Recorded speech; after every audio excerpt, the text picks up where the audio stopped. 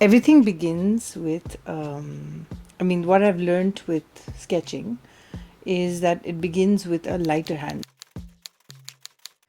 So the first mistake people make is that they use a monoline brush. So what you should use is a pencil or a pastel pencil which has a pencil mark. Another thing is I've learned that don't sketch with black, because then the art looks muddy. It's very interesting. So what a lot of people do is they stick to blue and red. So I begin my first sketch with red. Now, for example, this is very, very, very thick. So if you tilt it generally with an Apple pencil, it becomes very, because it's all pressure sensitive, right? It becomes thick. So you don't want to get into that, because generally that's like for shading and all that.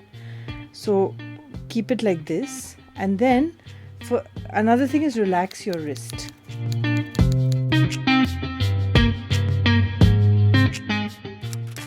So we know that there's going to be a round element. So you loosely with your wrist just draw an idea of it. Already this is looking very pro, right? But I didn't draw a fixed line, because a fixed line you're not able to play around with it. Whereas here, accidentally, when I was just playing with the idea of the line, I've got the bend. Okay. Now again, I can draw a straight line, but instead of a straight line, if I just kind of play with relax my hand, of course, and play with the shape. So see now, like for example, I accidentally almost went out. So instead of going out, I want to go back in. So I can play with that, because now I know that I don't want the bottle to be curved outside. So this way you get to, that's why it's like called a draft. You get to play around with your shapes without defining the lines. If you define it, then it's fixed and you can't change it. Whereas here, you can change the shape. Like, so now what happens is I don't have enough page to get it. So I'll just make it slightly smaller.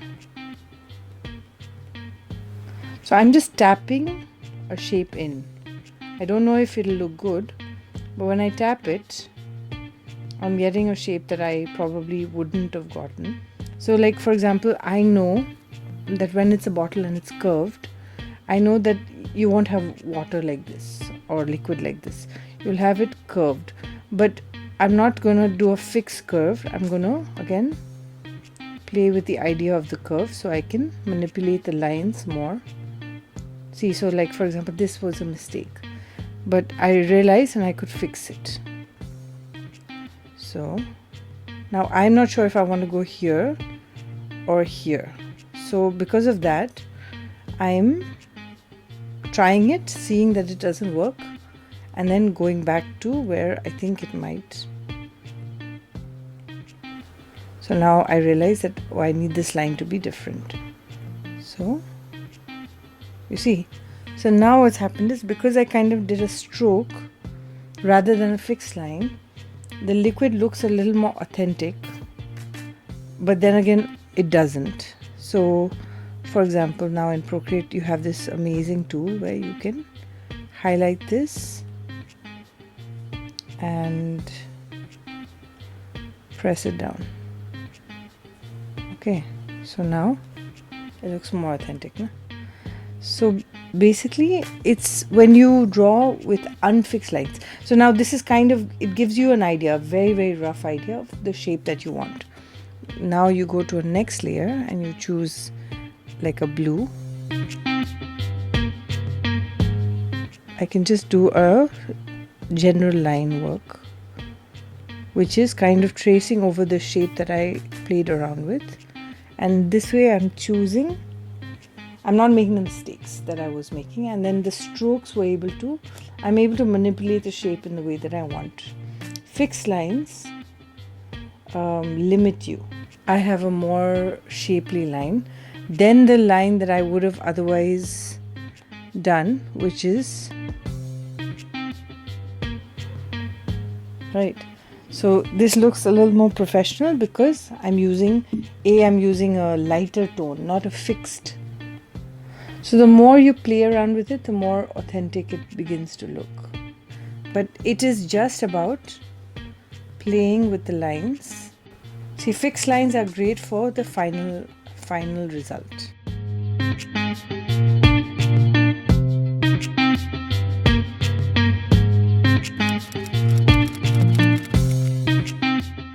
Again, we would otherwise draw it like truck, wheels, right? Wheels.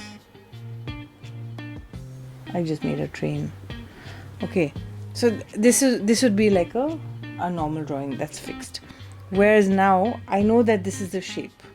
So instead of doing that, I just start giving like a curve because okay, so now I know this is a truck and I know that the wheels come here.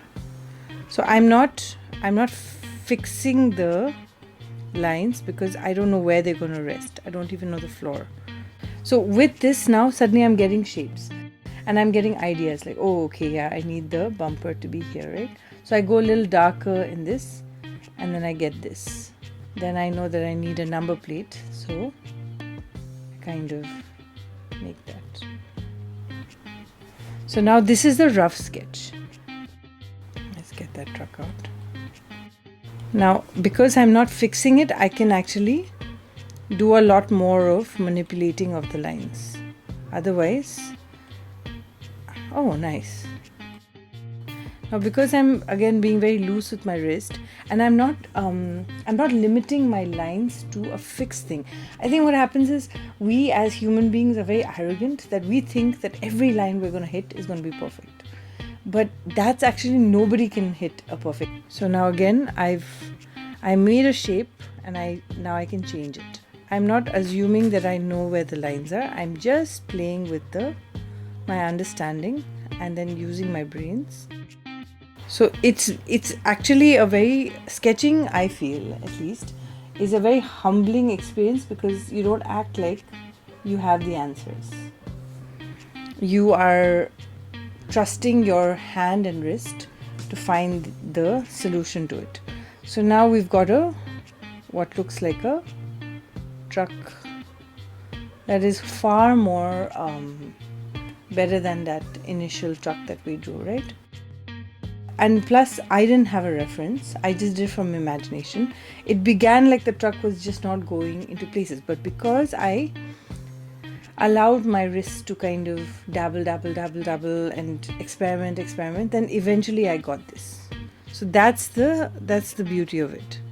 So now I've got a blue and I've gone to a different layer, and now I can just make, like if I don't want to be sketchy, I can now just make a straight line because I know my lines now, right? It's not about confidence, but it's about trusting the process of, because sometimes you limit yourself when you stick to a line. Whereas if you don't limit yourself, you actually get a line that's, I promise you that this truck is far better than what I would have done if I'd just done a line. But because I played with the window and so I think what happens is when you sketch, you shape the object, and then later on in the final drawing, so like for example, I want the wheels to be perfect now. Let's see. But now I have something to go on. Otherwise I didn't. So sketching is basically making it easy for you to do minute and fine line work. Now what happens is I've got this and I've got this and cut this and I've got a better shape. I think artists respect shapes enough to know that they don't know them. It's something to think about, that I don't know the shape of a square. So I respect the shape so much that I will acknowledge my imperfection and sketch the shape in rather than be arrogant and say, oh, I can draw a square. I feel like when you push yourself to sketch, you're allowing your hand to tell that story rather than the image that you're copying, or the reference that you're copying, or even the imagination that you're doing. So, but I think deep down I've realized that I respect the shape enough to not be arrogant about it and say, hey, I know how a river looks. I don't know how a river looks. I don't know how a wave looks. I need to get to the wave by sketching it.